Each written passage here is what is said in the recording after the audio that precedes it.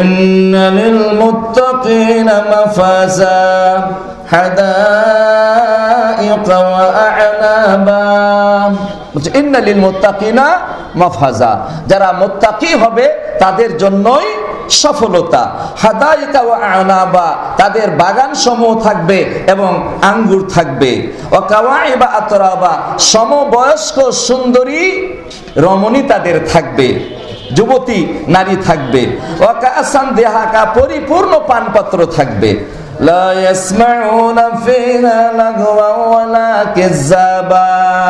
এরপরে বলা হচ্ছে লা ইয়াসমাউনা ফিহা লাগওয়া ওয়ালা কিযাবা, সেখানে তারা কোনো রকমের অসার এবং কোনো মিথ্যা তারা শ্রবণ করবে না।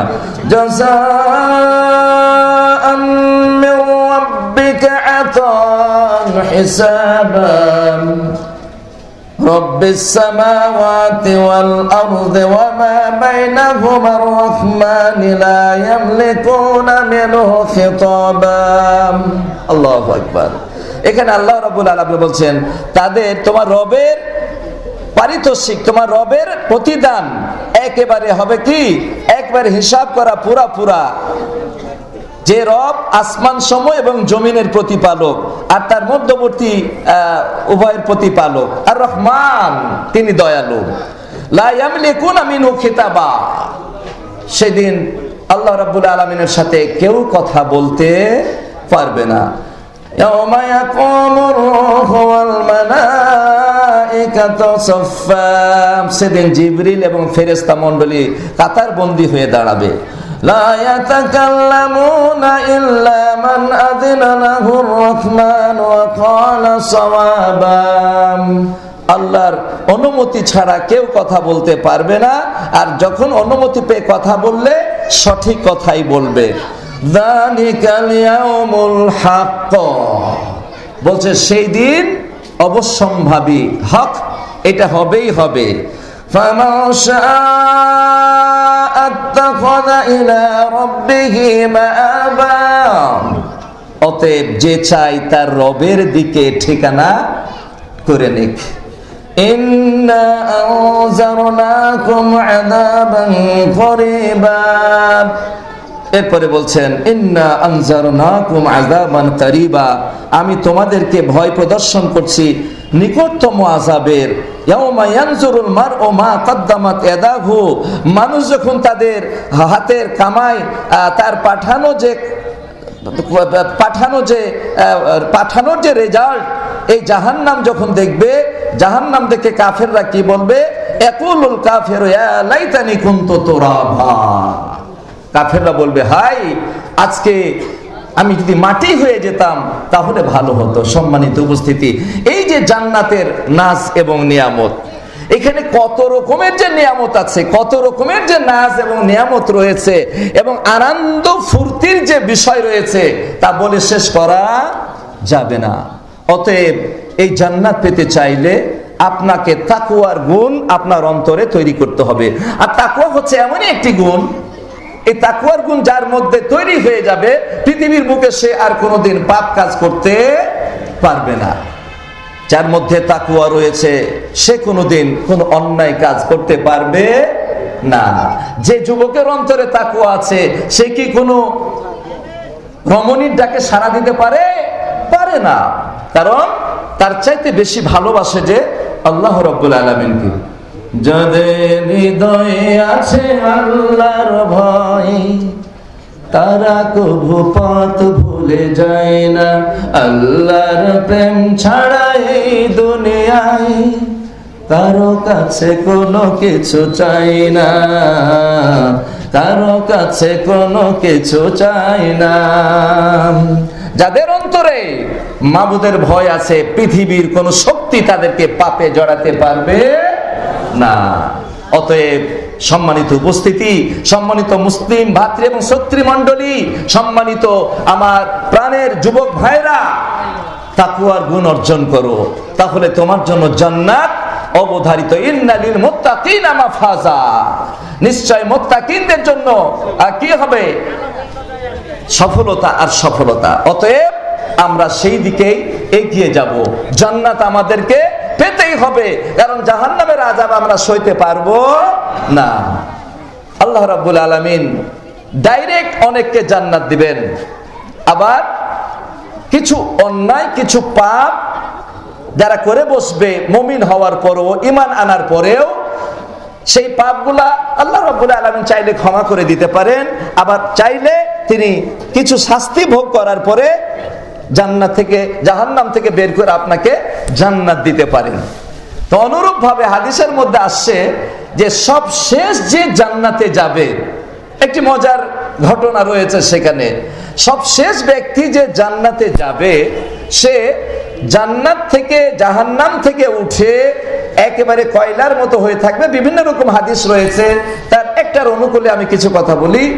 জাহান্নাম থেকে উঠে একটি উঠবে, উঠার পরে দেখবে যে অদূরে একটি বৃক্ষ। আল্লাহ রাব্বুল আলামিনের কাছে তখন বলবে, রব্বুল আলামিন, যে আপনি যদি আমাকে ওই গাছের নিচে একটু ছায়া তলে আশ্রয় দিতেন, তাহলে ওই গাছের ছায়া উপভোগ করতাম আর ওই পানি আমি পান করতাম। এবং জাহান্নাম থেকে যখন সে জাহান্নামে দীর্ঘ সময় আগুনে উত্তপ্ত হওয়ার পরে, পোড়ার পরে যখন জাহান্নাম থেকে বেঁচে গেল, উপরে উঠলো, তখনও জান্নাতে যেতে পারেনি, জান্নাতে যাওয়ার এখনো বাকি আছে। সে বলবে আলহামদুলিল্লাহ। সে মনে করবে যে জাহান্নাম থেকে মুক্তি পাওয়াটা আল্লাহ রাব্বুল আলামিন তার প্রতি এত বড় দয়া করেছে যে পৃথিবীর আর কারো উপরে তিনি এত বড় রহম করেননি। আল্লাহু আকবার। শুধু জাহান্নাম থেকে মুক্তি পাওয়াটাই। এরপরে বলবে যে ওই গাছের কাছে আল্লাহ তুমি আমাকে নিয়ে যাও। আল্লাহ রাব্বুল আলামিন বলবেন, বান্দা, তোমাকে যদি তোমার কথা শুনে আর ওই গাছের কাছে নিয়ে যায়, তাহলে কি তুমি এরপরেও আর কিছু চাইবে নাকি? বলে লা ওয়াল্লাহি, আল্লাহর কসম, আল্লাহ আর কিছু চাইবো না, তুমি আমাকে গাছের কাছে নিয়ে যাও। এবার তার কথা শুনে আল্লাহ রাব্বুল আলামিন তাকে গাছ পর্যন্ত পৌঁছে দিবেন। এই গাছ পর্যন্ত পৌঁছার পরে দেখবে অদূরে আরো একটা গাছ আছে। কিছুদিন থাকার পরে সেই গাছটা আরো সুন্দর, আরো বেশি মনোরম। বলবেন, আল্লাহ তুমি আমাকে ওই গাছ পর্যন্ত একটু পৌঁছায় দাও। তখন আল্লাহ রাব্বুল আলামিন বলবেন, বান্দা, তুমি না ওয়াদা করেছো যে তুমি আর কিছু চাইবে না। তখন সে বলবে, আল্লাহ তুমি তোমার সৃষ্টির মধ্যে আমাকে বদনসিব করো না, আল্লাহ তুমি আমাকে গাছ পর্যন্ত পৌঁছে দাও।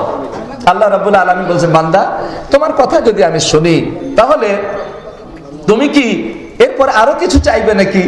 বলছে লা ওয়াল্লাহি, আল্লাহর কসম, আল্লাহ এরপর আর কিছু চাইবো না। বাস এই গাছের কাছে থাকতে লাগলো। অদূরে দেখা গেল 3 নম্বর আর একটি গাছ, সেটা জান্নাতের একেবারে কাছাকাছি। তো এই গাছটা দেখে আরো লোভ সামলাতে পারলো না, কিছুদিন চুপচাপ থাকলো, এরপরে লোভ সামলাতে পারলো না।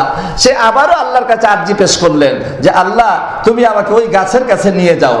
তখন বান্দা তুমি কত বড় ওয়াদা ভঙ্গকারী।